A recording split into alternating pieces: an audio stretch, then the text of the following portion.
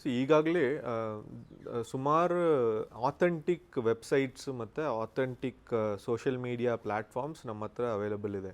So election commission of India website ಇರ್ಬೋದು, ಅಥವಾ ನಮ್ಮದೇ ಆದ ಸೋಷಿಯಲ್ ಮೀಡಿಯಾ ಪ್ಲ್ಯಾಟ್ಫಾರ್ಮ್ಸ್ ಇರ್ಬೋದು, ಅದು ಬಿಟ್ಟರೆ ಸರ್ಕಾರದ ಪ್ಲ್ಯಾಟ್ಫಾರ್ಮ್ಸ್ ಇರ್ಬೋದು, ಪ್ರೆಸ್ ಟ್ರಸ್ಟ್ ಆಫ್ ಇಂಡಿಯಾ ಇದೆ.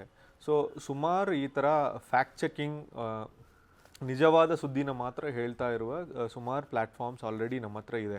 ಈವನ್ ಎಸ್ಟಾಬ್ಲಿಷ್ಡ್ ನ್ಯೂಸ್ ಪೇಪರ್ಸ್ ಆಗಲಿ ಅಥವಾ ಎಸ್ಟಾಬ್ಲಿಷ್ಡ್ ಟಿ ವಿ ಮೀಡಿಯಾ ಆಗಲಿ. So there are some media which are still having a good information, real information on what is happening.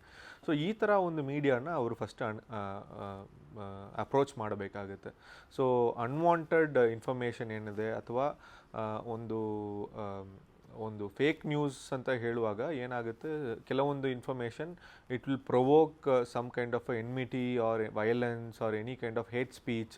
ಈ ಥರ ವಿಷಯಗಳೆಲ್ಲ ಅವರು ನೋಡುವಾಗ they should be careful while they are forwarding it or retweeting it. So ಅವಾಗ ಏನಾಗುತ್ತೆ, it will unnecessarily grow into a bigger issue. So ನಿಜ ಸತ್ಯ ಏನಿದೆ ಅದನ್ನು ನೋಡಿಕೊಂಡು they have to use their common sense and then they have to share it if they really want to share it to somebody, some friends or somebody in their this thing.